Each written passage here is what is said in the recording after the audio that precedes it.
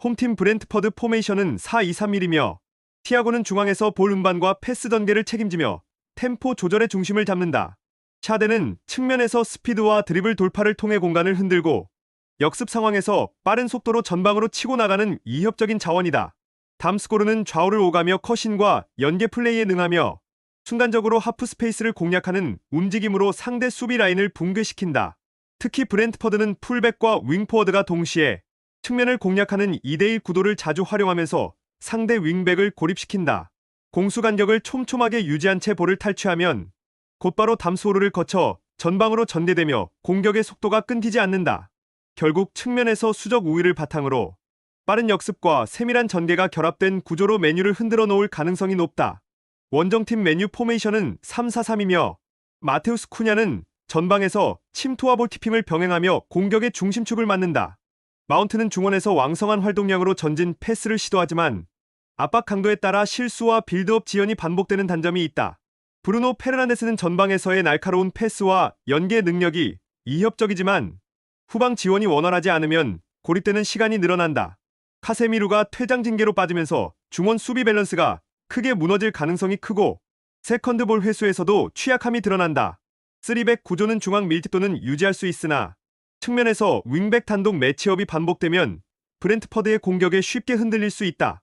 후반으로 갈수록 수비 집중력 저하와 측면, 공간 노출이 겹쳐 위기를 자초할 가능성이 높다. 브렌트퍼드는 티아고의 전개와 샤데 담스코르의 측면, 공략이 맞물리며 공세를 이어갈 수 있다. 반면 메뉴는 카세미루의 결장으로 중원 수비력과 압박 저항력이 크게 떨어질 수 있다. 이 경기는 전술적 상성과 측면 싸움에서 확실히 우위를 점하는 브렌트퍼드가 홈에서 승리를 가져갈 가능성이 높다. 홈팀 코모 포메이션은 4-2-3-1이며 두비카스는 최전방에서 공간 침투와 마무리에 강점을 보이며 상대 수비를 흔든다. 보이보다가 좌우 풀백 라인에서 왕성한 오버래핑과 수비 커버를 병행하며 측면, 주도권을 확실히 잡아준다.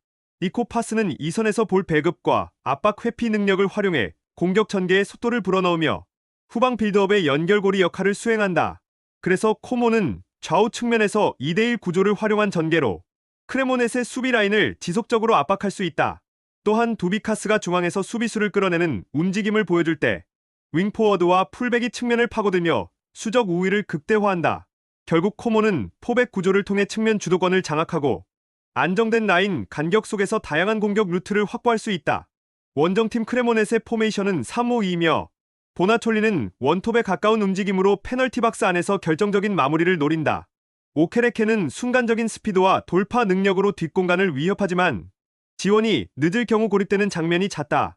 제르비는 중원에서 활발히 움직이며 볼을 공급하지만 전방으로 향하는 패스가 차단될 경우 공격 루트가 쉽게 끊긴다. 3백 기반의 전술은 중앙 압박과 수비 숫자 관리에서는 강점을 가지지만 측면 수적 열세를 감수해야 하는 구조적 약점을 안고 있다. 그래서 크레모넷에는 측면 공략을 허용하는 순간 수비 밸런스가 무너지고 역습 전개 역시 단조로운 롱볼 의존으로 반복된다. 결국 경기 후반으로 갈수록 압박 저항력이 떨어지며 수비 라인이 흔들릴 위험이 크다. 코모는 포백 구조를 활용한 측면 수적 우위와 두비카스의 침투, 니코 파스의 전개 능력으로 경기 흐름을 지배할 수 있다. 반면 크레모넷에는 3백 전술이 가진 구조적 약점이 드러나면서 풀타임 동안 압박에 시달릴 가능성이 크다. 이번 경기는 측면 전술과 전방 움직임에서 확실한 차이를 보여줄 코모가 승리를 거둘 흐름이다. 홈팀 첼시 포메이션은 4-2-3-1이며 주앙 페드로는 전방에서 연계와 침투를 동시에 수행하며 수비 라인을 계속 흔든다. 페드로 네투는 측면에서 드리블과 속도로 상대 풀백을 공략하며 컷인 이후 슈팅 옵션까지 가져가는 능력이 돋보인다. 콜 파머는 페널티 박스 근처에서의 공간 감각이 탁월해 순간적인 움직임으로 결정적인 찬스를 만들 수 있는 핵심 자원이다. 게다가 홈 경기 데이터적으로도 첼시는 승률에서 확실히 우위에 있으며 브라이튼과 비교해 최근 경기력에서도 더 안정적이다. 산체스 골키퍼의 결장은 변수지만 공격진이 만들어내는 득점 기대값이 워낙 높아 경기 전체 흐름을 지배할 가능성이 크다. 결국 첼시는 초반부터 압박 강도를 끌어올리며 브라이튼을 하프라인 안에 가둬두고 주도권을 확보할 수 있다. 원정팀 브라이튼 포메이션은 4-2-3-1이며 웰백은 제공권과 연계 플레이로 전방에서 버텨주는 역할을 하지만 상대 압박에 고립될 위험이 크다. 위토마는 좌측에서 드리블 돌파를 시도하지만 최근 폼이 떨어지며 마무리 단계에서의 효율이 낮다. 오라일리는 중원에서 템포를 조율하려 하지만 첼시의 강한 압박에 쉽게 끊기며 전개 속도가 늦어지는 단점이 있다. 브라이튼은 최근 경기력 하락세가 두드러지고 있으며 원정 경기에서는 수비 집중력이 빠르게 무너지는 장면이 잦다. 특히 수비 라인이 뒷공간 노출에 취약해 파머와 네토의 움직임에 반복적으로 흔들릴 가능성이 크다. 그래서 이번 원정에서는 주도권을 내주고 수세에 몰리는 장면이 많을 것으로 보인다. 첼시는 파머와 네토의 공격 전개가 매끄럽게 맞물리며 브라이튼을 압박할 수 있다. 반대로 브라이튼은 미토마 의존도가 높고 체력 문제와 수비 뒷공간 노출이 겹쳐 고전할 가능성이 크다. 이번 경기는 첼시가 홈의 장점을 살려 전술적 완성도를 보여주며 승리를 챙길 가능성이 크다. 홈팀 크리스탈 팰리스 포메이션은 3-4-3이며 마테타는 최전방에서 피지컬을 활용해 볼을 지켜내고 세컨드볼 연결에 기여한다. 사르는 폭발적인 스피드를 앞세워 측면에서 빠른 전개를 노리지만 전환 상황에서 수비 가담이 늦어 뒷공간이 자주 열리는 약점이 있다. 휴즈는 중원에서 압박과 활동량을 담당하지만 상대 빌드업이 빠르게 전개될 경우 템포를 따라가기 버거워진다. 크리스탈 팰리스는 3백을 활용해 중앙 수비를 강화하려 하지만 측면 하프 스페이스가 비는 순간 수비 블록이 흔들린다. 이 때문에 강한 공격 템포를 가진 팀들을 상대로는 실점 리스크가 빠르게 커지고 수세적인 운영을 강요당하는 경우가 많다.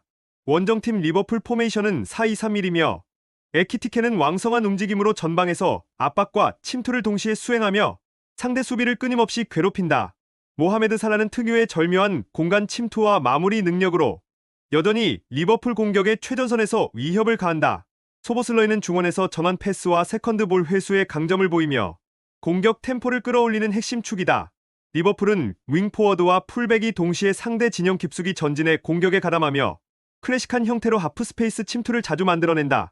특히 살라와 각포가 최근 물오른 경기 감각을 보여주고 있어 팰리스 3백의 뒷공간을 집요하게 파고들 가능성이 크다. 결국 리버풀은 강한 압박과 빠른 템포 전환을 무기로 경기 전반을 지배할 수 있다. 크리스탈 팰리스는 수비 라인을 압축적으로 세우려 해도 리버풀의 하프스페이스 침투와 빠른 전환을 막아내기 어렵다. 리버풀은 살라와 각포의 날카로운 움직임, 소보슬러이의 전개, 에키티케의 압박까지 더해지며 모든 라인에서 우위를 잡는다. 결국 이번 승부는 압도적인 전력 차와 전술적 상성 차이를 바탕으로 리버풀이 승리를 가져갈 가능성이 높다. 홈팀 리즈 유나이티드 포메이션은 4-3-3이며 피로에는 중원에서 2선 침투와 전방 마무리를 동시에 노리며 공격 전개에서 날카로운 연결고리가 된다. 제임스는 측면에서 폭발적인 스피드와 직선적인 돌파를 보여주지만 크로스 정확도와 마무리에서 기복이 드러나며 득점 전환율이 낮다. 슈타운은 중원에서 압박과 연계 모두에 관여하며 전환 시 빠른 패스를 통해 공격 속도를 높인다. 다만 리즈는 포백 수비 라인이 간격을 유지하는데 어려움을 겪고 있으며 순간적인 뒷공간 노출이 자주 발생한다. 특히 압박 실패 이후 수비 블록이 어긋날 경우 상대 공격수를 제대로 추적하지 못하는 약점이 반복되고 있다. 원정팀 본머스 포메이션은 4-1-4-1이며 에반 유송은 페널티 박스 근처에서 볼을 잡는 순간 결정적인 슈팅으로 이어가며 득점력을 책임진다. 세메뇨는 스피드와 돌파 능력을 기반으로 에반 유송과의 2대1 패스 플레이에서 위협을 창출하며 오프사이드 트랩을 벗겨내는 움직임이 날카롭다. 테버녀는 측면에서의 전진성과 크로스 능력이 돋보이며 세컨드볼을 회수해 두 번째 공격 찬스를 만들어낸다. 본머스는 전방 압박과 빠른 연계가 결합돼 순간적으로 수비 라인을 무너뜨리는 공격 패턴을 유지한다. 특히 박스 근처에서의 유기적인 움직임은 리즈의 포백을 교란시키며 득점, 기회를 꾸준히 만들 가능성이 크다. 본머스는 에바니우송과 세메뇨의 원투 패스 플레이와 테버니어의 측면 지원으로 리즈의 수비를 흔들 가능성이 크다. 반면 리즈는 전환 속도는 빠르지만 포백의 간격 관리 실패가 치명적인 약점으로 작용할 수 있다. 따라서 이번 경기는 본머스가 공격의 유기성을 극대화하며 리즈를 상대로 승리를 가져갈 가능성이 높다. 홈팀 맨시티는 4-1-4-1 전형 속에서 홀란드가 최전방에서 제공권과 마무리를 동시에 책임지며 상대 수비를 끊임없이 압박한다. 도쿠는 측면에서 폭발적인 드리블 돌파로 공간을 벌려내고 순간 가속으로 벌리 풀백 라인을 쉽게 무너뜨릴 수 있다.